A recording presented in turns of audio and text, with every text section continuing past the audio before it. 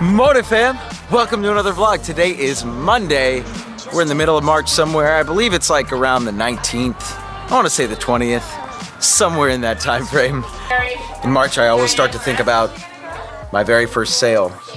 It's a very special story that I want to tell you guys. And I think there's a lot of important lessons in that particular transaction. So, I have a little story for you. 3 Marches ago, it was about March 2015. I had my very first transaction. And it was a very memorable experience. And I'm going to tell you more, but first, I'm a little foggy, so I'm going to get some coffee. Oh my God, fam. Finally get a quick second to breathe. We got 5 minutes until call night here, but just wanted to kind of wrap up and talk a little bit about that fateful evening 3 years ago. You know, for me, when I got into real estate, I really thought that I was going to hit it really hard and that I was going to get 24 deals my first year. I ended up with 12 sales my first year. And in the first 4 months, I had 0 sales. First 4 months, 0 sales. As you can imagine, I was frustrated. But I was hungry, I was dedicated, I was determined, and I was going to make it happen. So, like I told you, I partnered up with a gal named Lynn, for those of you that may or may not know. And Lynn was giving me a lot of Zillow leads. And so Zillow sells advertising to agents, and then agents receive inquiries, and then they respond to those inquiries, and then attempt to get those inquiries converted into clients. And so Lynn had information overload. She had too many leads.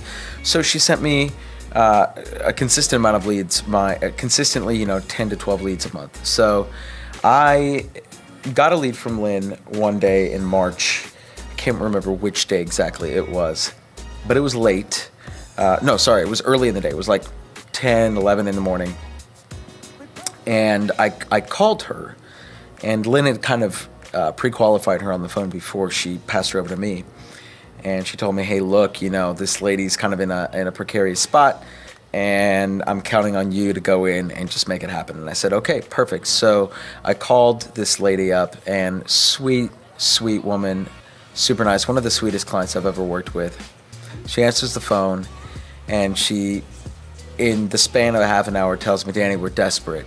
We just sold our house. We sold it with another agent. And we, have been looking for a home to move into, and we have a rent back on our property, but we're supposed to be out of here in 35 days, and we still haven't found a house. It's already been 2 months. We've written several offers on properties, and our agents just aren't guiding us in the right way because we've been underwriting on all these houses. We've been getting outbid every single time. And, I told her, hey, look, what's going on? How can I help you? How do you think I can help? And she was like, well, we really just need somebody that can get it done for us. And I said, well, first of all, based on what I know in this area, because she was looking in the country club, which is where I grew up, right? And so I said, look, I know this area like the back of my hand. And the fact that you wrote this offer on this property, that's shameful because there was nowhere close to being competitive, right? And it's not that they weren't willing to go higher. It's that her agent simply did not guide her in the proper fashion. The agent did not tell her, what the comparables were. Not just her, but her and her husband and her family, of course. They have 2 daughters, which is just incredible. It's just like they needed a house, and they were moving because they needed to get their daughters into this great school system that we have here in Evergreen. And so I said, hey, look, I really want to chat it over, out over the phone. But listen, I really like to do this face-to-face. And she said, okay, well, we're really actually thinking about making an offer on this house and in 95135, which is a local neighboring area. And I said, okay, great. I'm going to look up all the property details. I'm going to get all the information, the comps, the disclosures. I'm going to dot all my I's, cross all my T's, butter up the agent on the phone so that we absolutely make sure without a shadow of a doubt that we make a competitive offer on this house. And so at that point, that was weird. I thought that someone was talking to me, but they weren't. So hold on, give me a second. I'm hungry. Well, anyways, so long story short, she says, Danny, thank you so much for offering to do this for us. Can we do this on the phone? And I said, unfortunately, I really, want to get together and make sure that we meet each other and establish this relationship from here on out. And she said, well, we would love to, but there's only one problem. My husband works, and then he also is going to night school to get his PhD. And I said, or master's or whatever he was getting. And I said, oh, okay, so what time does night school end? And she says, 10 o'clock. She's a stay-at-home mom. She can meet whenever, but the husband is only available after 10 p.m. And offers were due the next day, right? So it's not like we could meet the next day or the day after in the morning. I said, tell you what, let's meet at 10:30. I said, I can make that happen. She said, oh, really? Are you serious? Like, are you sure that's okay? And I said, what you didn't know is like, no, trust me, I'm broke as shit. But, it's just like these new agents, if you're an agent and you're watching this, like, let it be known to you that you are going to need to put in some work and some extra hours, some extra grit to make it happen. Yeah, later in the game, you're established, you can establish some rules, right? But at the beginning, my man or my lady, you need to play with no rules, reckless abandon, because that's the only way that you're gonna get it done. I would have lost that deal had I not met them at 10:30 at night. Let me go on. So I get there at 10:30, and I'm still living at home with my parents, and my parents are like, oh my God, Danny, like you're going on an appointment at 10:30, like way to go, son. Like we really love all the effort that you're putting in. Like, go get him, pal. And I said, oh man, thanks guys. They were super supportive, and they were like all cheering me on and stuff. And I was like, oh man. So I get in my car, my beat up old Camry, drive over to the house, and it's a nice house. It's like a $700,000-$800,000 townhome. Get inside, we talk about it. Their stuff's already like half in moving boxes because they're like they need to get out of there in like 30 days, right? And I said, okay, look guys, here's the plan. I got all the stuff here. I go through my entire appointment, right, with them, and the husband kind of just I can tell, like he's not really into it. And so I look at them and I said, you guys, and the lady was kind of like in and out because she was with the kids, but she was there most of the time. And I said, look, I'm reading from the two of you that you're not really enthusiastic about this house that we're going to make an offer on. And they said, well, no, truthfully, we were hoping to be on the other side of the hill because we wanted to, go to, J.F. Smith or Silver Oak and this school, and these don't go to those particular schools. And I said, well, look, and mind you, this is my very first deal ever, right? Like, I could have very easily told them, no, it's fine. Let's just, I could have been super excited, kind of like sold them on that house and, been done with it. But ever since the beginning, ever since I was a new agent, I just knew that I needed to help my clients get what they absolutely loved or what they absolutely wanted if they were selling a house, right? Or absolutely loved if they were buying it. And I said, look, listen to me, you two. Life is too short to settle. I don't care how low the inventory is. I don't care how competitive it is. If you don't absolutely love this house, then forget it. Let's just go find you a house that you absolutely love. Life is too short to settle. I said, listen, you're in luck because I'm in the largest brokerage in Silicon Valley. And not only that, but I'm in the largest office in this area that you're looking to purchase in Evergreen. So I'm going to make it my personal mission. I'm going to find you a house this week. And I said, we have a lot of off-market opportunities as well. Like, yes, we could write an offer on this one, and that would be great for me. But what's best for you is if we go out there and we really find you the home of your dreams. And they were floored. Like, they honestly, at that point, I knew that they were going to be my clients for life, because at that point they trusted me, right? They knew that I wasn't in it just for a commission, because it's true, I wasn't. I was really there to do such a great job that they never bought or sold a house without me again, right? And we sit down, or we part ways that night, and they're like, you know, Danny, thank you so much. Like, we really appreciate you coming out. And I said, absolutely not a problem, you know. And I said, trust me, we're gonna get you a house this week. I know how urgent it is. I'm gonna go find you a house. Next day, I send out a ton of emails. I make a ton of phone calls, going all over. And finally, a lady in my office, her name's Hema, says, hey Danny, I have this off-market property in the ranch. It might be perfect for your clients, but there's only one problem. It's only 3 bedrooms, and they needed 4 bedrooms. And I said, you know what? Don't worry about it. Let's go show it to them. So we go to the house, we show it to them, and the good news is that the garage was like extra large, and in some of the models for that home, they actually had a 4th bedroom. But this seller had, or this buyer, when the seller had originally bought the home, and they had opted, instead of a 4th bedroom, to make it extra garage space. And so I said, guys, this is perfect. You have 2 kids right now. You want a 3rd one? Like, you can literally, the foundation's already poured, like it's already there. Just make another room, you know? And they were like, okay, well, this like might work. In 2 days after that, so they said, yeah, you know, we want to make the offer. We sat down, we wrote the offer. 24 hours, they were in that, they had that house. We negotiated a little bit with the seller, but it was an off-market deal. The seller had said, hey, you know, this is the price I'm going to sell it at. And we said, okay, you know, like, we're avoiding the competition.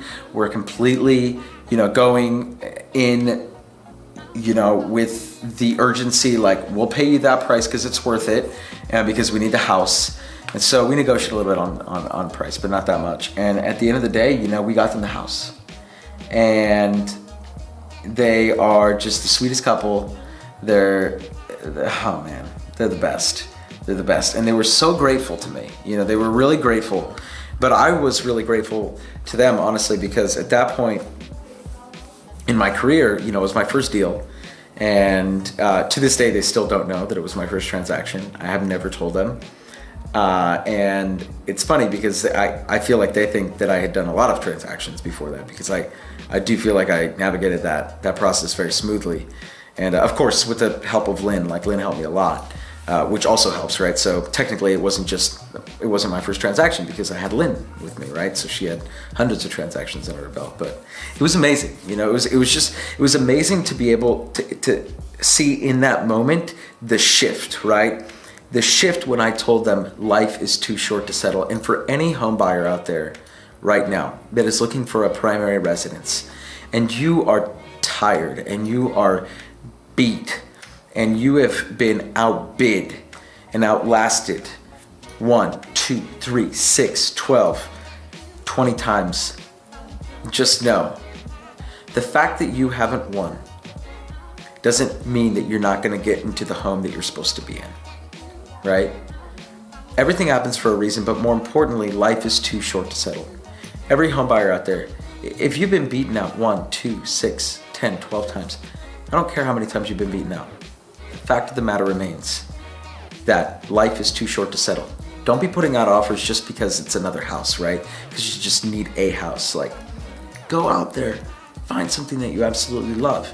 In this market, you're gonna have to overpay everybody else, but hey, sucks, right? At the end of the day, what hurts more? Overpaying a little bit or not getting the home of your dreams? Imagine you rushing by that, or you driving by that house in 5 years, you see another family having Thanksgiving in that home. How does that make you feel? How does that make you feel? Life is too short to settle, but when you find something that you love, you go get it. Go get it. And like them, they found a home that they loved in the club, and they did not have an agent that could get it for them. You know, so it takes 2 to tango. It's not just about wanting it. It's about having the ability and the skill, or having somebody by your side that has the ability and the skill to close. And so it's just so funny. I mean, they love that house. It was a beautiful house. And I'm like, Danny, this really was like the perfect scenario. And, it has a beautiful view of the golf course and the hills and everything. We just can't thank you enough. And I have a lot to thank them for. The most important thing is from that day on, something in my gut. It was just something in my gut. I had the instinct to say, don't write the offer on this one because life is too short to settle. And from then on out, I took that and I rolled with it because it's the truth. It's just the goddamn truth. So that's my story. I love March timeframe because every single March I kind of get like nostalgic about that transaction. Obviously it was my first one and it was one of my best ones, just from all the memories and stuff. But man, I love March and that was a great transaction. Hey, if you made it this far in the video, go ahead and comment down below. When is a time in your life that you waited for something that you absolutely loved? It doesn't have to be a home, but you saved for something, you waited for something, you fought for something that you absolutely love, that you cherish. It could be a relationship, could be a car, it could be something material, it could be something completely unrelated to real estate. But go ahead and leave that comment down below. I would really love to see what every single one of you says. What's something that you fought for? Just fought for that, or went for, or gone for, or bought that you absolutely loved? Comment down below. Where's Bellman? Bellman. Bellman. Bellman. Hey, what up, Danny? Bellman Yoldich. What's up? Why aren't you picking up the phone and dialing? Nothing. I'm with my pops right now. What's up? We have call night tonight, dude. I thought I was gonna do that tomorrow. Oh, that's right. You could do it. Yeah, you could do it tomorrow. I just moved it tonight for myself. I for some reason I thought that we were gonna do it together, but that's fine. That's fine. Yeah. I see you bitching out. I see you bitching out. You're on the vlog, by the way. Oh, am I? Yeah, say hi to the vlog. Okay. What's up, vlog? I sent out some of those flyers and then. That's right. I forgot. His call night's tomorrow, but I had to reschedule mine because I have an appointment tomorrow evening. Oh well. Guess I don't have a partner today. Hey, who else wants to pick up the phone and start dialing with me? Anybody? Anybody? Bueller?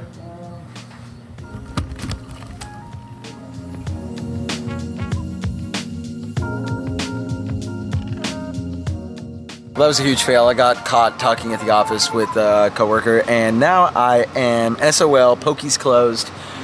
I guess I'll just have to make myself food here at the apartment.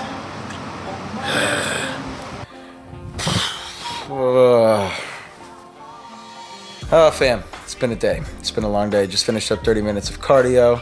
I'm in my fat losing springtime craze, and man, it's getting real. Shit is getting real. But anyways, I would just like to wrap up the vlog here and thank y'all so much for watching.